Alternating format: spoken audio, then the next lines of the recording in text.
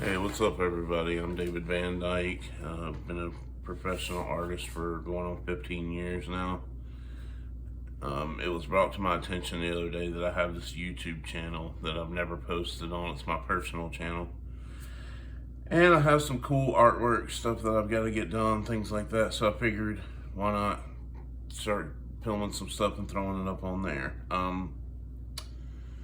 So I love comic book artwork.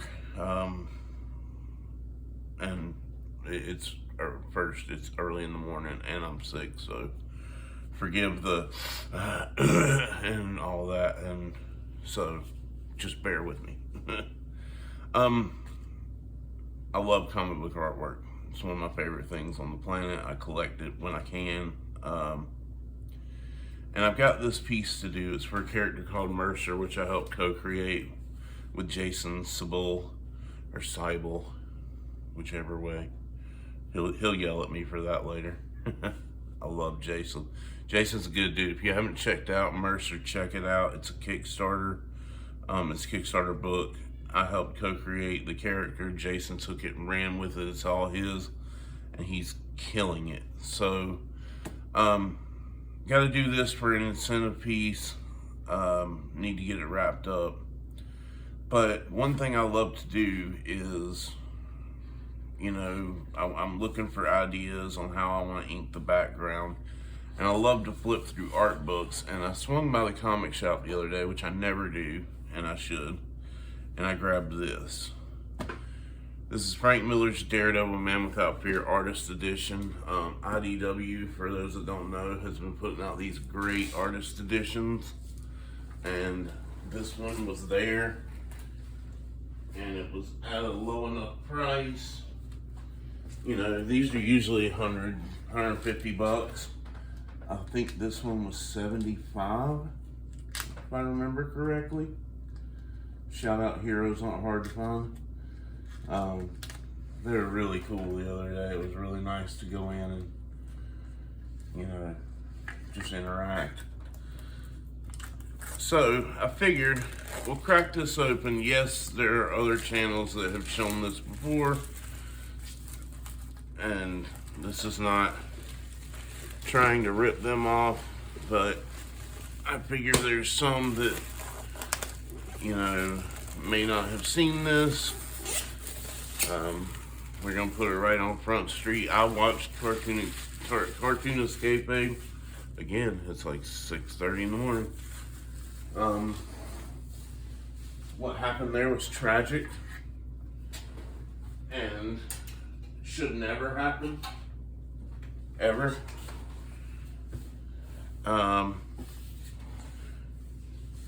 And we have to be better to each other in the comic community. That being said, this is in no way a ripoff of them, but more of an homage. I liked those dudes. I thought they did a great job. You could see their passion, but it's also good to get some other insights into things. So I got this. We're gonna flip through it a little bit, and then in the next video I'll jump on Mercer. So if you see this video, you'll see kind of how this carries over. Right now I've got ideas, but I'm looking for something special to do with this background. And Frank Miller at this point in time was the master. So, oh yeah, I love the way they blow these end pages up. So good. Just the random brush strokes in. This is just speed, and probably, I don't think it's a sponge. Could be, but I don't think so. It looks more like random brush strokes. A lot of guys will use a sponge, like a sea sponge, and pounce bushes in. You can see the white out. This is something that's very important that people need to know with comic art is it's okay. Here he's using the whiteout to delineate the fence, but here he's using it because he made a mistake.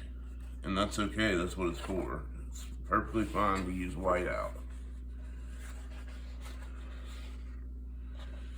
they've done a really good job with these. I like the way that, the quality. I like the blown up panels. And again, we're not going to go through the whole book. I don't have time right now. I wish I did. And again, I just threw this rig together. So, we're braced up on the the tripod, and it's a wreck. But let's go through some of this. I like the stippling effect, and I like that this doesn't look like, maybe it is. I was gonna say it doesn't look like the I can't think of the name of it right now because it's too early. This. See how uniform this is? This comes on sheets and you lay it on and then you cut out, the areas that you don't want it on. Why can't I think of the name of it? Anyway, this doesn't look like this. It's not uniform, so it looks like he hand stippled that in. And I could be wrong, mind you. Like, I wasn't there. I don't know. I always love seeing the notes and the margins on pages.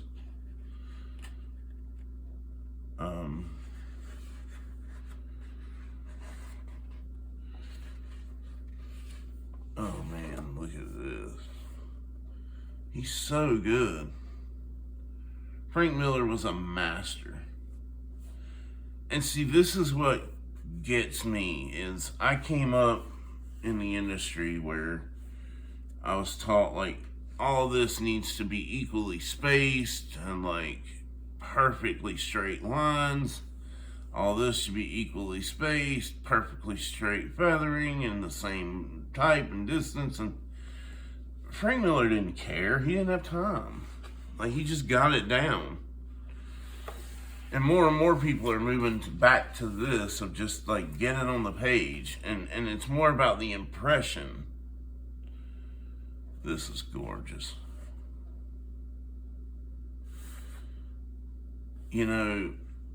Jim Lee once said on a podcast or a live stream that what you're drawing on the page should look like it could exist in a real world. Not that it does, but that it could look like should look like it could exist in a real world. And that's all you're really going for, is the impression. His storytelling's immaculate.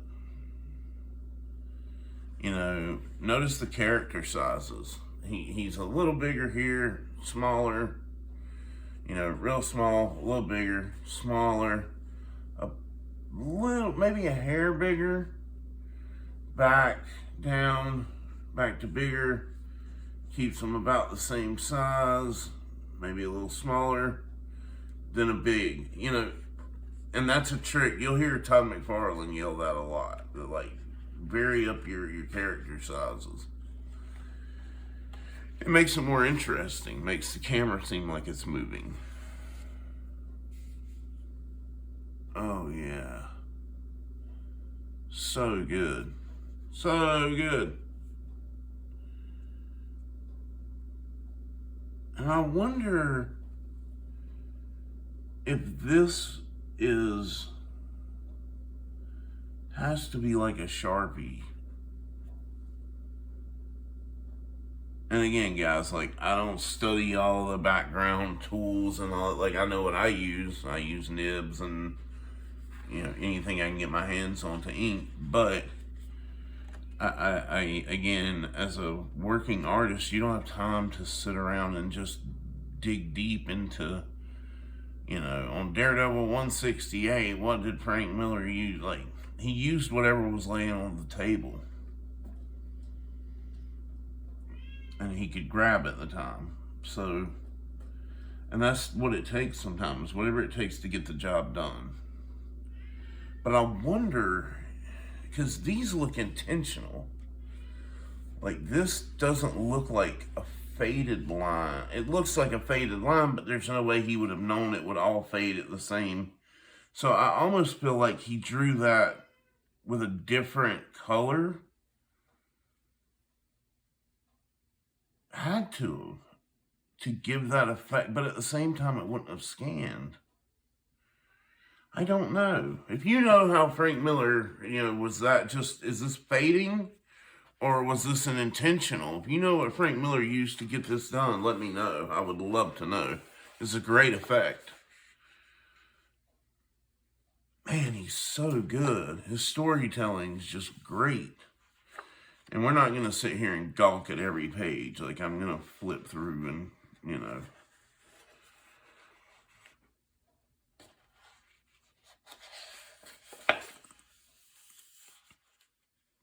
This stuff is just so good.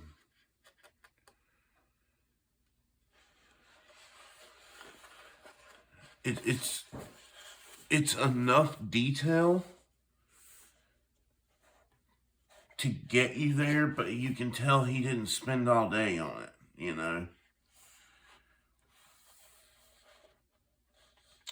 Jack Kirby once was asked in an interview, like, how did you draw so many books? Because he was at one point drawing like 3 books a month or something. And he said, I learned what not to draw. And that statement has hung in my office somewhere at some point throughout my career. Because that's the key. If you spend all day drawing a bunch of stuff you don't need to draw, like right here, okay, prime example.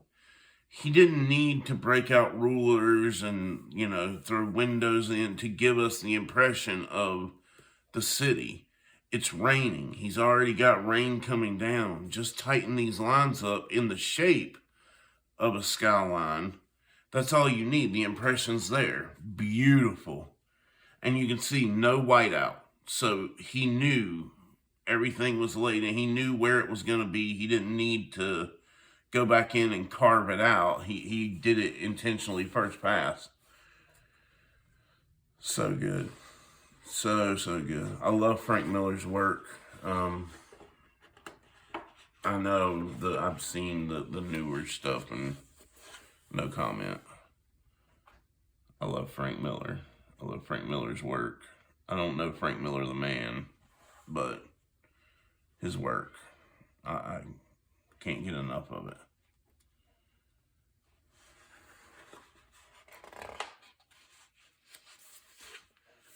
This is old Frank Miller. This is when Frank Miller was still trying to prove himself and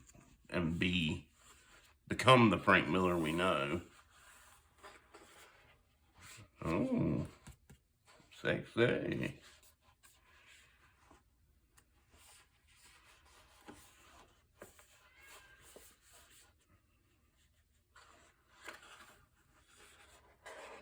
And again, guys, good artists borrow, great artists steal. If I find,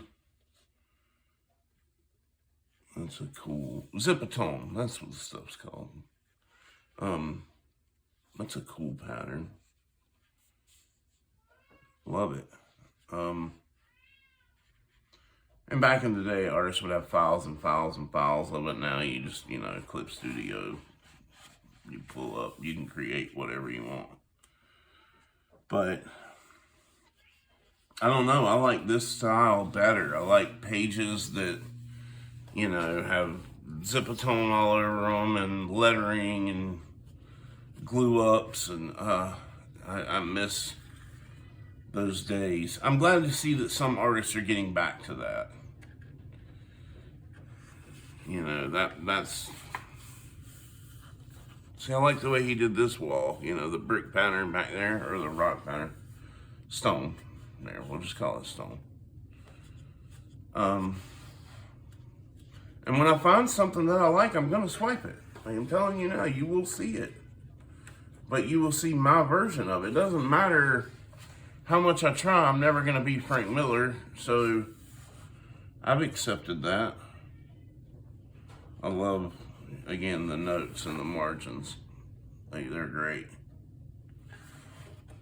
we're going to speed up here a little bit because, again, we don't have hours and hours. At some point, I have to actually ink the page. Man,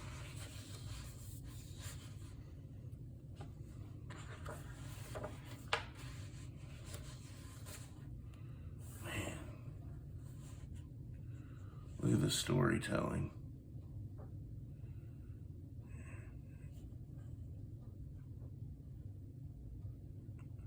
And Frank Miller was really good, here, showing violence, but not. He's giving you the impression of it. That's, the Hitchcock shadow on the wall thing. Because you don't need to show it every time. You don't need to draw every little gory detail. Sometimes the impression of violence is stronger. And no matter what you write, if you're a writer, no matter what you draw, if you're an artist, you will never, never, never come up with something better than what the person imagines in their mind. It'll never happen. So give them that space to do that. Let people take their own trip and make their own idea of what happened in that moment. Give them a chance. Give it room to breathe. Klaus Janson, legend. And for those who don't know, Klaus did a lot of inking for Frank. He was Frank's guy for a long, long time. Even to this day, you'll still see his name pop up over Frank's stuff. I don't know about the Deadpool and Wolverine covers as of late. And yes, they're choose my words. They're not pretty. But Frank Miller's also been known to not have a pretty look. Like, the older he got, the less the less this was his style, and the more he went to like an ugly line, as we call it. And what do I mean by ugly line? Okay, see how like this curve is nice and slick. This curve, the right amount of ink, the right amount of pressure, thick to thin, or thin to thick, either way. That's a pretty line. I haven't seen many ugly lines. Okay. A line that's kind of shaky and like this is still a pretty good line, but this could be considered an ugly line by some people. Friends of mine in the industry would think that was an ugly line. I would too. I would agree. But it's all preference, guys. It's all your preference. I heard somebody say one time that the things our errors, the things that we do wrong is what makes our style. If I'm drawing an eyeball and I draw something a little off about it, and I do that every time, that's my style, whether I want it to be or not. And I work to fix it, but, all of our flaws make our style. Man, he's just so good. And I assure you, I'll pour over this book 7,000 more times.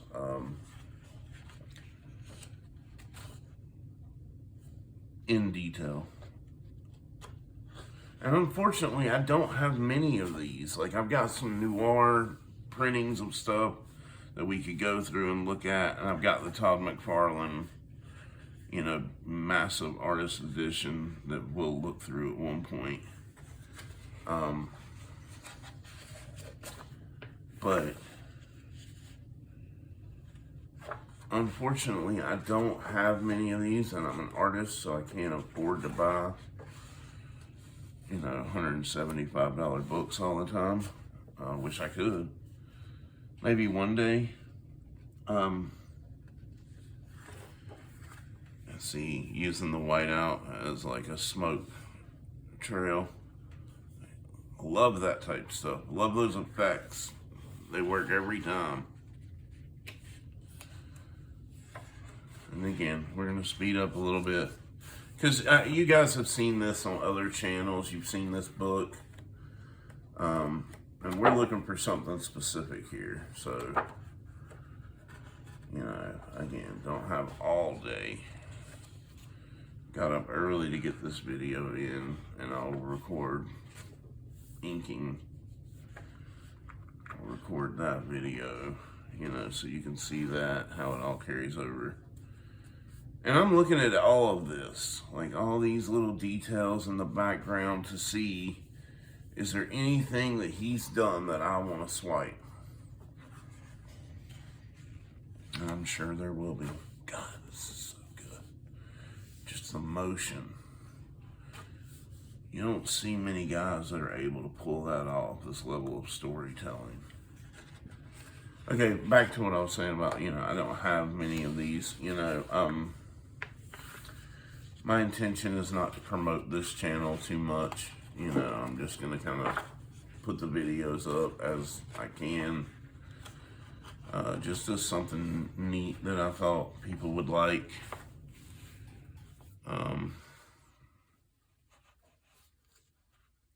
You know. But I'm not going to... I have another YouTube channel that I own and run, and that one we have to push, you know, so this one will not get the same level of treatment. But if you dig it, like and subscribe, and we'll do more. You know, if I see that this channel grows, then of course I'm inclined to do more. And if you have artist editions that you're wanting to get rid of for a decent price, you know, under $100, let me know. Reach out, because I'll grab them up. I love these things. I love comic art. It's one of the few things in life that I'm truly passionate about, from a collector standpoint. I don't collect much anymore. I don't have the room. So, you know, it's kind of stopped that. But like I said, I went by the Heroes Aren't Hard to Find comic shop in Charlotte, North Carolina the other day. I went to a sensory deprivation chamber and floated for an hour. Got out of there and went by Heroes. It was a whole day. It was cool. And, you know, just being in Heroes again and grabbing some books and coming home and just flipping through, and it was nice. It was nice to remember that feeling. And, you know, I wasn't expecting to get a lot of comic artwork. I kind of walked away from it at the end of last year. Some of you may know that. Oh, so good. So good. Just layers upon layers upon layers. That's the way the best do it. A lot of you might know I'd kind of thrown my hands up with comics last year. And it wasn't because of the work. It was because of lies. It reached a point where it seemed like every person was tying up my time, wanting me to commit to stuff, and then I would commit, and so that would mean can't do these other things. So good. And then they would cancel, or there would be some reason. And then when I would go like, well, then why did you have me commit? You know, like, then it was like, oh, sorry, you know, we never knew if it was going to go or not. Oh, yeah, there it is, money shot. Damn, he's so good.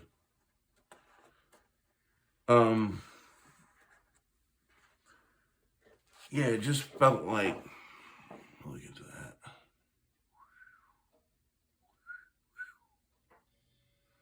See, notice, guys, these are just cross marks. Like, there's nothing. He threw that down super quick. And then we move into Spider-Man.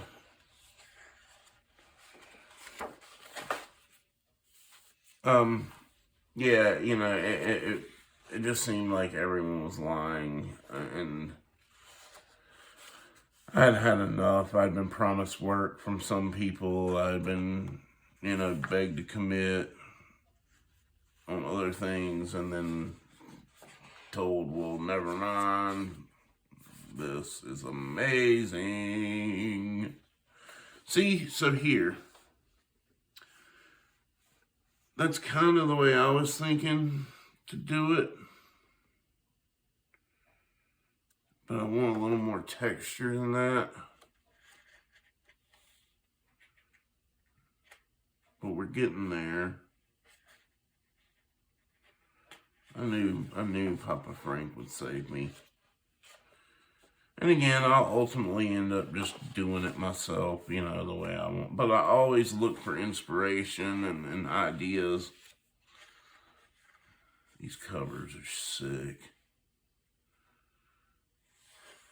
So yeah, I'd kind of just given up and like went, I'll go do something else. You know, I own a music company, so went and did that for a while. But ironically, you know, people like my buddy Jason kind of drug me back, kicking and screaming. And Jason's new to the industry, so his excitement kind of got me going. It always does. It's infectious because you remember your excitement and how you felt getting into the business and working in the industry. So, you know, Jason kind of revitalized me and asked me to do some stuff, and I did, and we're working on another thing right now. And that's kind of sparked my love affair, my love-hate affair with comics. Again, so we'll see how it goes. Like I said, I'm not gonna, you know, white out or gel pen or whatever. I don't think, yeah. Man, so good. So good. Love this.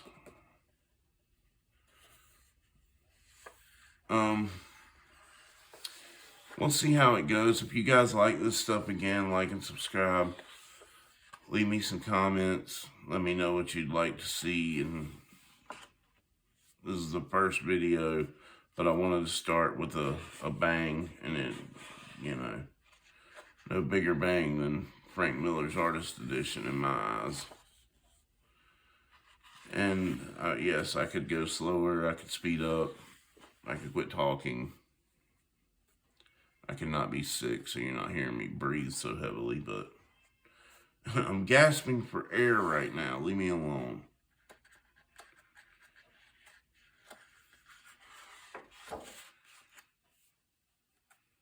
These are just pin-ups. Like, even just as a pin-up, like, he's so good.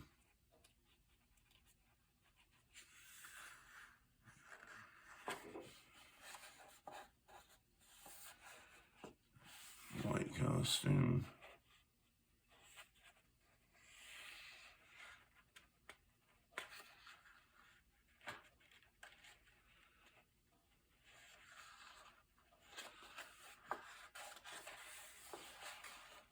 And that's it, my friends. Again, this is just going to be kind of a fun little thing I do on the side. I appreciate you tuning in. I'm going to jump on this piece here in a little while. I'll film it so you guys can see it. And if you like this, like I said, give me a like, subscribe, let me know. Thanks for tuning in. I appreciate your time. And we'll see you next time.